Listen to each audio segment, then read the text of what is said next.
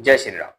वृषभ लगन की कुंडली में अगर शनि तीसरे घर में बैठे तो कैसा फल देंगे? सबसे पहले तीसरा भाव जो टूर ट्रैवलिंग, यात्रा, हिम्मत, साहस, पराक्रम, आपके शौक, आपके खुद के बल पर कुछ करना, क्योंकि ये लग्न से तीसरा और लगन से तीसरा और 11वां हमारी भुजाएं और हमारा बाहुबल होता है, इसको कहते हैं कि मैं अपने बल पे कुछ कर सकता हूँ। वो थर्ड हाउस है। उस थर्ड हाउस के अंदर एक मेलेफिक प्लेनेट का जाना तीसरे घर को बली करता है। शास्त्र कहता है कि तीसरे घर में अगर अशुभ ग्रह हो तो वो शुभ फल देगा, और वो अशुभ ग्रह अगर नीच का हो जाए तो वो राजयोग के फल देगा। ऐसा व्रत पराशर होरा शास्त्र कहती है।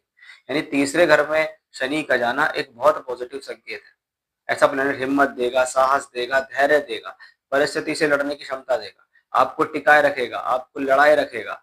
आप वहां से ये नहीं कि थोड़ी सी परेशानी आई उठकर भाग गए, नहीं, लंबे समय तक लगे रहना, लंबे समय तक प्रयास करना और उन प्रयासों से कुछ बड़ा मुकाम हासिल करना शनि की बदौलत है। कि शनि थर्ड हाउस में है, शनि तीसरे घर में बैठकर 12वें घर को देखता है। इसका मतलब ये बात पक्की है कि शनि की दशा अगर जीवन में आई तो लाइफ में यात्राएं बहुत रहेंगी, छोटी बड़ी यात्राएं रहेंगी। ट्रैवलिंग्स कार्य क्षेत्र को लेकर रहेगा। नौकरी में समय समय पर परिवर्तन या ट्रांसफर। व्यापार कर रहे हैं तो व्यापारिक क्षेत्र का किसी न किसी दूसरे स्थान से उनपर काम करना।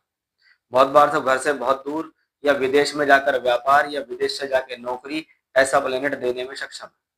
कर्म भाव का स्वामी बैठा हुआ तीसरे घर में, ये स्वतंत्र व्यापार की इच्छा देता है।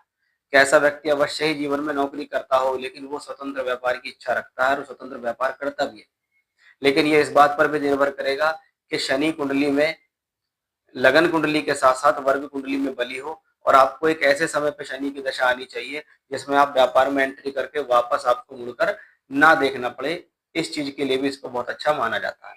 शनि तीसरे घर से बैठकर भाग्य स्थान को देख रहे हैं, यानी हमारा तीसरा भाव जो हमारे एफर्ट्स है और हमारा 9वां भाव जो मेरा भाग्य है, मैं अपने बल पर अपना भाग्य बनाऊंगा।